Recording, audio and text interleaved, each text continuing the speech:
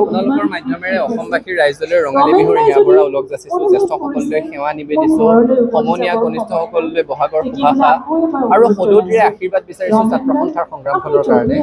আজি আমি যি স্থানত উপস্থিত হৈ আছোঁ, এই জজ ফিল্ডৰ মুকলি বিহুৰ এক ঐতিহাসিক পটভূমি আছে। যিখিনি সময়ত অসম আন্দোলনৰ মাজভাগত চৰকাৰে দমন নীতিৰ আশ্ৰয় লৈ সমদল বন্ধ কৰিছিলে, সেইখিনি সময়ত সদৌ গুৱাহাটী ছাত্ৰ সন্থাৰ আহ্বানত গুৱাহাটীৰ সকলো বিহু সন্মিলনী নিজৰ নিজৰ বিহু পতাকা উত্তোলনৰ পিছত এই জজ ফিল্ডত আহি সমবেত হৈছিলে আৰু ইয়াৰ পৰা সমদল বাহিৰ কৰিছিলে। এই সমদলৰ সন্মুখত আগুৱাই গৈছিলে ডক্টৰ ভূপেন হাজৰিকা, ক্ষীৰদা বিষয়াৰ দৰে বৰেণ্য ব্যক্তিসকল।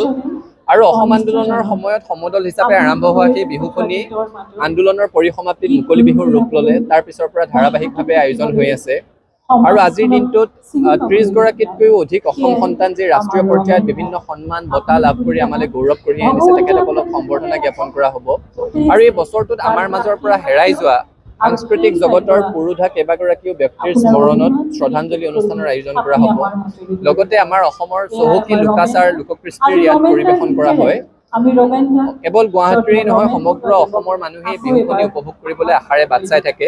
আপোনালোকক অনুৰোধ জনাইছোঁ, আপোনালোকৰ মাধ্যমেৰে সমগ্ৰ অসমবাসী ৰাইজলৈ বিহুখন কঢ়িয়াই লৈ যাওক আৰু পুনৰবাৰ আপোনালোকৰ মাধ্যমেৰে অসমবাসী ৰাইজলৈ ৰঙালীৰ ওলগ যাচি সকলোৰে সেৱা আৰু শুভেচ্ছা যাচিছোঁ আৰু সকলোৰে আশীৰ্বাদ কামনা কৰিছোঁ। নতুন অসমীয়া বৰ্ষত আছুৰ কিবা বিশেষ পৰিকল্পনা আছে নেকি? চাওক, এই বহাগ আমাৰ কাৰণে বিশেষ। প্ৰথম কথা হৈছে, ডক্টৰ ভূপেন হাজৰিকাদেৱক বাদ দি বহাগৰ ৰূপৰেখা অংকন কৰিব নোৱাৰি অসমত। আৰু সুধাকণ্ঠ ডক্টৰ ভূপেন হাজৰিকাৰ জন্ম শতবাৰ্ষিকী বহাগে আৰম্ভ কৰা নতুন বছৰটোৱে কঢ়িয়াই আনিব। গতিকে তেখেতৰ অবৰ্তমানতো তেখেতক প্ৰাণ ভৰি উদযাপনৰ কাৰণে সদৌ অসম ছাত্ৰ সন্থাৰ বিশেষ পৰিকল্পনা আছে। তাৰ সমান্তৰালভাৱে আপোনালোকৰ জ্ঞাত যে অসম চুক্তিৰ ৬ নং দফাৰ জৰিয়তে অসমৰ ৰাইজৰ কাৰণে সাংবিধানিক ৰক্ষা কৱচ সুনিশ্চিত কৰিবলৈ ছাত্ৰ সন্থাই চৰকাৰৰ লগত আলোচনা অব্যাহত ৰাখিছোঁ। আমি আশা কৰিছোঁ যে এই নতুন বছৰটোত আমি এটা সিদ্ধান্তমুখী ঢাপ অতিক্ৰম কৰিবলৈ সক্ষম হ'ম আৰু অসমৰ খিলঞ্জীয়া মানুহৰ কাৰণে সাংবিধানিক সংৰক্ষণৰ ব্যৱস্থা কৰি জাতিটোক জীয়াই ৰখাৰ সংগ্ৰামখনত আমি ইতিবাচকভাৱে আগবাঢ়ি যাবলৈ সক্ষম হ'ম বুলি আমি আশা প্ৰকাশ কৰিছোঁ। তাৰ সমান্তৰালভাৱে ছাত্ৰ ছাত্ৰীৰ শৈক্ষিক উত্তৰণৰ বাবে ভাল শিক্ষানুষ্ঠান উপযুক্ত সংস্থাপন সুনিশ্চিত কৰিবৰ কাৰণে ছাত্ৰ সন্থাৰ পৰিকল্পনা আছে আৰু এই নতুন বছৰটোতে আপোনালোকে ক্ৰমশঃ সেইবোৰ কাৰ্যক্ষেত্ৰত প্ৰতিফলিত হোৱা দেখিবলৈ পাব। আজি বিহুৰ দিনটোতে এইখিনি কথা বিহুৰ দিনটোত ক'ব নালাগে যদিও বা এইখিনি চৰ্চালৈ আহিব নালাগে যদিও বিষয়টো মই ৰাইজে জানিব বিচাৰিছে বাবে সুধিব বিচাৰিছোঁ।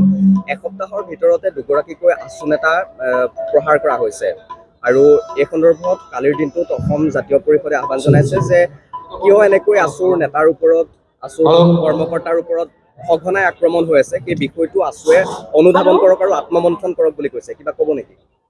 বেলেগক একো ক'ব লগা নাই, বেলেগে কোনে কি কৈছে তোৰ একো ক'ব লগা নাই। কিন্তু চাওক, আপোনালোক সাংবাদিক, আমি হৈছোঁ একোটা সংগ্ৰামী সংগঠনৰ কৰ্মকৰ্তা।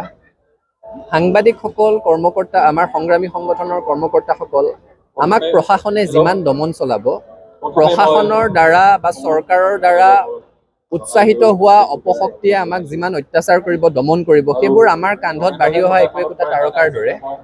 কাৰণ আমি নিষ্ঠা সহকাৰে সংগ্ৰামখন আগবঢ়াই লৈ আছোঁ কাৰণেই ক'ৰবাত চৰকাৰ প্ৰশাসনৰ মূৰৰ কামোৰণি হৈছে, চৰকাৰ প্ৰশাসনৰ দ্বাৰা আশীৰ্বাদ পুষ্ট অপশক্তিৰ মূৰৰ কামোৰণি হৈছে। সেইকাৰণে তেওঁলোকে আক্ৰমণ কৰিবলৈ আৰম্ভ কৰিছে আৰু এনেকুৱা আক্ৰমণলৈ ছাত্ৰ সন্থাই ভয় নকৰোঁ। প্ৰত্যাক্ৰমণ কৰিব পৰাৰ সম্পূৰ্ণ ক্ষমতা আমাৰ আছে। কিন্তু আমি সদায় কৈ আহিছোঁ যে অহিংস পন্থাত আমি বিশ্বাসী, গণতান্ত্ৰিক আন্দোলনত আমি বিশ্বাসী।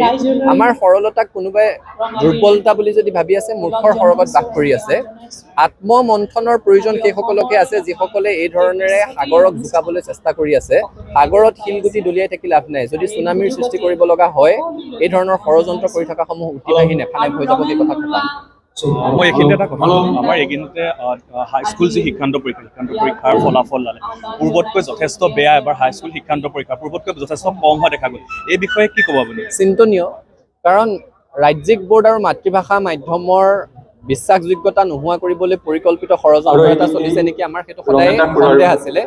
গতিকে তেনে প্ৰেক্ষাপটত যদি এই ধৰণেৰে উত্তীৰ্ণৰ সংখ্যা হ্ৰাস পাবলৈ আৰম্ভ কৰে, অভিভাৱকসকলৰ মাজত এটা বিশ্বাসহীনতাৰ পৰিৱেশ সৃষ্টি হ'ব।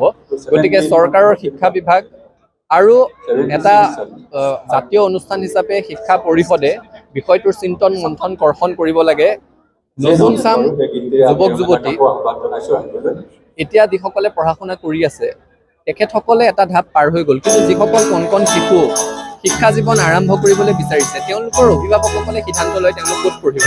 গতিকে সেই অভিভাৱকসকলক এটা বিশ্বাসযোগ্যতাৰ পৰিৱেশ ৰচনা কৰি দিব লাগিব। সকলো মাক দেউতাকে নিজৰ সন্তানে ভাল পৰিৱেশত শিক্ষা লাভ কৰাটো বিচাৰে। গতিকে যদি সেই সন্তানসকলক ভাল পৰিৱেশত শিক্ষা দিবৰ কাৰণে মাতৃভাষা মাধ্যম বা ৰাজ্যিক বোৰ্ড উপযুক্ত নহয় বুলি বিবেচনা কৰে, তেতিয়া আমাৰ কাৰণে জাতিটোৰ কাৰণে দুৰ্ভাগ্যৰ বিষয় হ'ব। চৰকাৰক সেই পৰিৱেশ ৰচনা কৰিবৰ কাৰণে দাবী জনাইছোঁ।